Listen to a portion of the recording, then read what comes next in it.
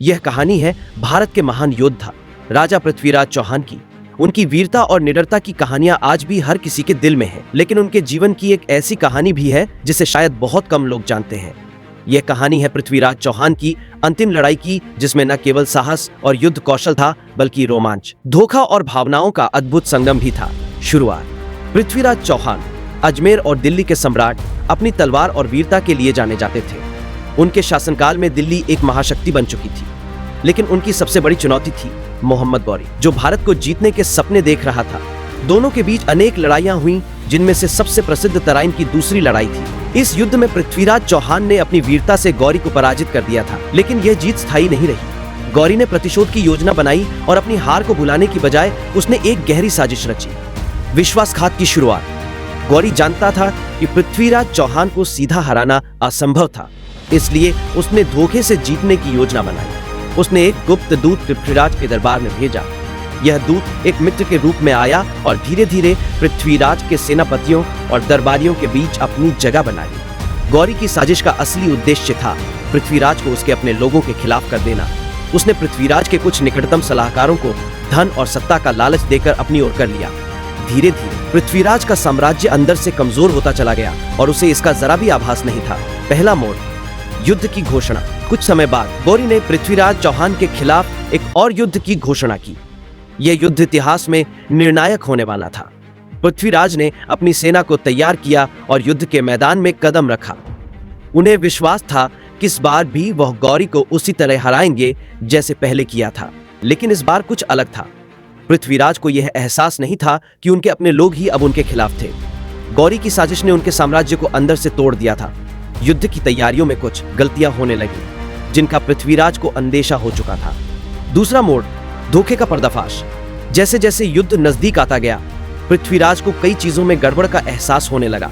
सेना की आपूर्ति में देरी, गुप्त योजनाओं का लीक होना और सेनापतियों के व्यवहार में अचानक बदलाव, यह सब संकेत थे कि कुछ बड़ा गलत हो रहा था। पृथ्वीराज ने अपने सबसे वफादार गुप्तचरों को नियुक्त किया, जिन्होंने जल्द ही इस गहरी साजिश का पर्दाफाश किया। उन्हें पता चला कि उनके कई प्रमुख सेनापति और दरबारी गौरी के साथ मिल चुके हैं।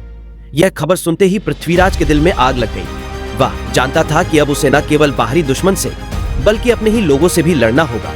भावनात्मक संघर्ष। पृथ्वीराज के लिए यह युद्ध केवल बाहरी विजय का नहीं था, यह एक भावनात्मक संघर्ष भी था। जिन लोगों पर उन्होंने विश्वास किया था, उन्हीं लोगों ने उन्हें धोखा दिया। इस धोखे ने उन्हें अंदर से तोड़ दिया, लेकिन उनके सामने राज्य और अपनी प्रजा की सुरक्षा की चुनौती थी। उनका सबसे वफादार मित्र और सलाहकार चंद्रबरदाई उनके साथ खड़ा था। चंद्रबरदाई ने पृथ्वीराज को समझाया कि अब उन्हें बुद्धि और युद्ध कौशल दोनों का इस्तेमाल करना होगा। उन्होंने गौरी के खिलाफ एक अंतिम योजना बनाई। अंतिम युद्ध। आखिरकार युद्ध का दिन आ ही गया। गौरी अपनी विशाल सेना के साथ युद्ध भूमि में खड़ा था और पृथ्वीराज अपने थोड़े से वफादार सैनिकों के साथ। युद्ध शुरू हुआ और दोनों पक्षों के बीच भीषण लड़ाई छिड़ गई। पृथ्वीराज ने अपने धोखेबाज सेनापतियों को सजा देने का फैसला किया। उन्होंने चतुराई से उन्हें ऐसे मोर्चों पर भेजा जहां से वे न तो गौरी से मिल सकते थे और न ही उनकी मदद कर सकते थे। धीरे धीरे पृथ्वीराज ने अपने शत्रुओं को मात दी, लेकिन गौरी के पास एक आखिरी दांव बचा था, धोखे का अंतिम वार। गौरी ने अपनी योजना के तहत पृथ्वीराज को बंदी बना लिया। उसे अंधा कर दिया गया, लेकिन पृथ्वीराज की निडरता अभी भी जीवित थी। गौरी ने सोचा कि अब वो उसे आसानी से हराएगा, लेकिन चंद्रबरदाई ने पृथ्वीराज के साथ एक गुप्त योजना बनाई। पृथ्वीराज के अंधा होने के बाद भी उसकी वीरता खत्म नहीं हुई थी।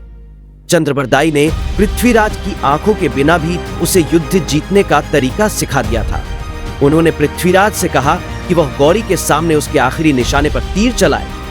अंत। जब गौरी ने पृथ्वीराज को अपमानित करने के लिए बुलाया, तो चंद्रबरदाई ने पृथ्वीराज को गौरी की स्थिति के बारे में बताया। पृथ्वीराज ने अपनी अंतिम तीर से गौरी को मार गिराया। यह पृथ्वीराज की अंतिम जीत थी, एक अंधे राजा की बहादुरी जिसने अपने शत्रु को मौत के घाट उतार दिया।